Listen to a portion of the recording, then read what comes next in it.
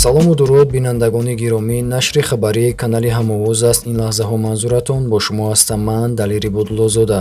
Сархати хабари мо барои 16 декабри соли 2020 чунин аст.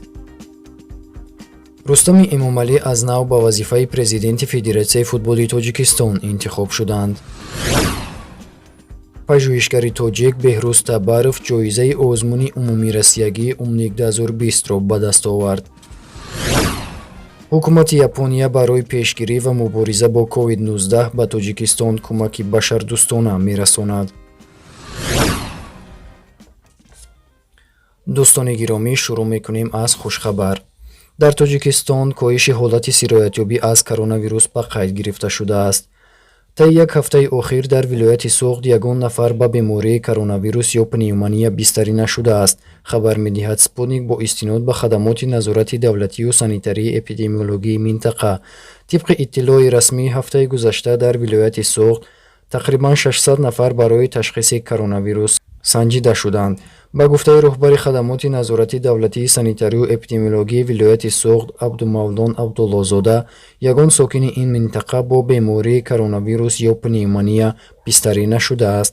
Абдуллозода афзуд, коҳиши ёфтани бемории коронавирус ба он вобаста аст, ки сокинон аз хона ба берун кам мебароянд. дар зимн ситоди ҷумҳуриявӣ қарор қабул намуд, ки гузаронидани ҳама гуна чорабиниҳои тантанавӣ аз ҷумла ташкили арчаи соли навӣ, чорабиниҳои фарҳангии оммавӣ, нишастҳои ҷашнӣ, шабнишиниҳо ва дигар чорабиниҳои оммавӣ ба муносибати соли нави мелодӣ 2021 дар қаламрави кишвар манъ карда шавад. сайру гашти мардум дар боғҳои фарҳангӣ фароғат, гулгашту хиёбонҳо ва дигар ҷойҳои ҷамъиятӣ танҳо бо дар назардошти риояи ҳатмии қоидаҳои гигиенаи шахсиву ҷамъиятӣ, истифодаи ҳатмии ниқобҳои муҳофизатӣ ва риояи қатъии фосилаи иҷтимоӣ дар масофаи байни ҳамдигарии 1.5 то 2 метр иҷозат дода мешавад.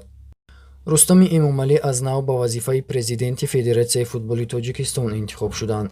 имрӯз 16 декабр дар шаҳри Душанбе конфронси ҳисоботи интихоботии Федератсияи футболи Тоҷикистон баргузор гардид, ки дар он Рустами Эмомалӣ ба муҳлати нави 4-сола ба вазифаи президенти Федератсияи футболи Тоҷикистон интихоб карда шуданд.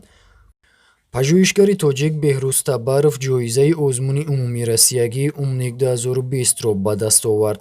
пажӯҳишгари тоҷик, номзади илмҳои техникӣ ва докторанти донишгоҳи давлатии шаҳри Комсомолск Лаби Амур Беҳрӯз Табаров зимни иштирок дар озмуни умумии Россиягии Умник 2020 ғолиб омада, ҷоизаи озмунро ба маблағи 500 000 рубли русӣ ба даст овард. лоиҳаи Беҳрӯз Табаров таҳияи модули реактор теристор барои зеристгоҳҳои трансформаторӣ ном дошта, миёни даҳҳо ҳазор лоиҳаҳои илмию инноватсионӣ аз тамоми Россия яке аз беҳтаринҳо ва сазовори ҷоизаи озмуни мазкур дониста шуд. ёдовар мешавем, ки Беҳрӯз Табаров иштирокчии даҳҳо конфронсу форумҳои илмӣ пажӯҳишӣ буда, соли 2020 риштаи аспирантураи донишгоҳи давлатии шаҳри Комсомолск Лаби Амури Федератсияи Россияро бо баҳои аъло хатм ва рисолаи номзадиашро бо муваффақият ҳимоя намудааст. ҳамчунин соли равон аз ҷониби собиқ губернатори минтақаи Хабаровск дар қатори олимони ҷавон чун олими минтақа қадрдонӣ гардидааст. ҳукумати Япония дар доираи барномаи рушди иқтисод ва иҷтимоӣ ҷиҳати мубориза бо COVID-19 ба Тоҷикистон кӯмаки башардӯстона мерасонад. кӯмаки мазкур 600 миллион иёни япониро дар бар гирифта, он ҳамчун маблағи грантӣ маҳсуб мешавад. бинандагони гиромӣ, ҳар иттилое ки ба маълумоти шумо расонида шуд сарчашма мегиранд аз Агентии Миллии Иттилоотии Тоҷикистон Ховар.